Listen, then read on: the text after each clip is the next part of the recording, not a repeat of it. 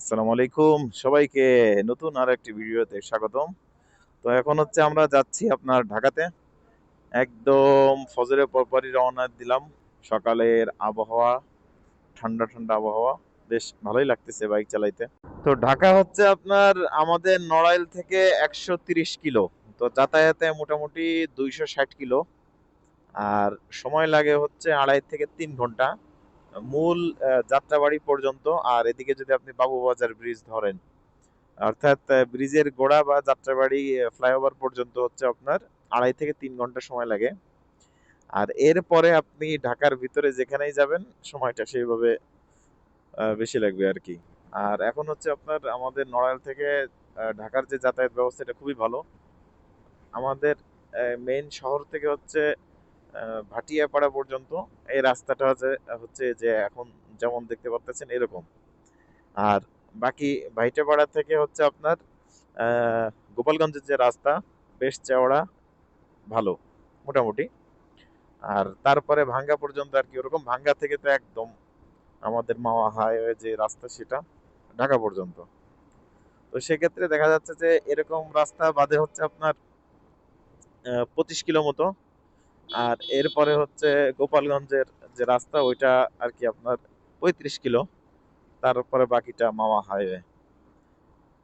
তো এই দিক বিবেচনা করলে মোটামুটি এই 25 কিলোমিটার এইভাবে যাইতে হয়, আর বাকিটাই সুপার স্মুথ রাস্তা। এই জন্য ঢাকা একদমই আমাদের কষ্ট হয় না যাতায়াত। আর ঢাকা যাইতে নড়াইল থেকে ঢাকার খরচের হিসাবটা যদি বলি, হচ্ছে আপনার 260 কিলো যাতায়াত। তো সেখানে 300 কিলো ধরা যায় যদি আনুষঙ্গিক ঘোরাঘুরি করা হয় ঢাকার ভিতরে। আরো 40 কিলো এক্সট্রা ধরা হয়েছে আর কি। তো মোট 300 কিলোতে আপনার তেল লাগে হচ্ছে 428, ওই 700 কি 800 টাকার তেল হইলে মোটামুটি আহ, ভালো করে ঘোরা ঘোরা যায় আর কি ঢাকা।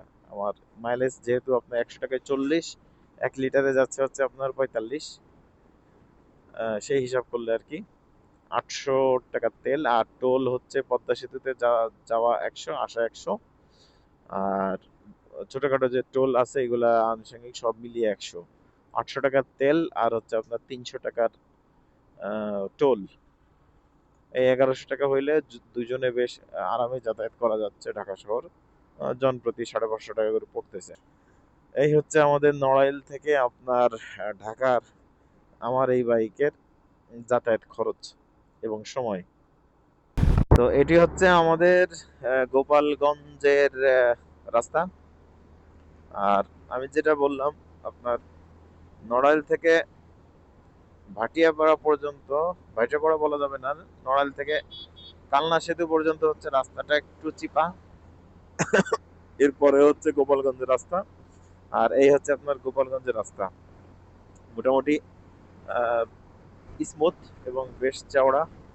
আপনার 70-80-তে গতি খুব সহজেই রাখা যায় দীর্ঘ সময় ধরে। আর গাড়ির চাপও খুব একটা বেশি থাকে না। সব মিলিয়ে এই রাস্তাটাও ভালো। এটা হচ্ছে আপনার ভাঙ্গা পর্যন্ত সেম এরকম রাস্তা। আর এরপর থেকেই তো মাওয়া হাইওয়ে।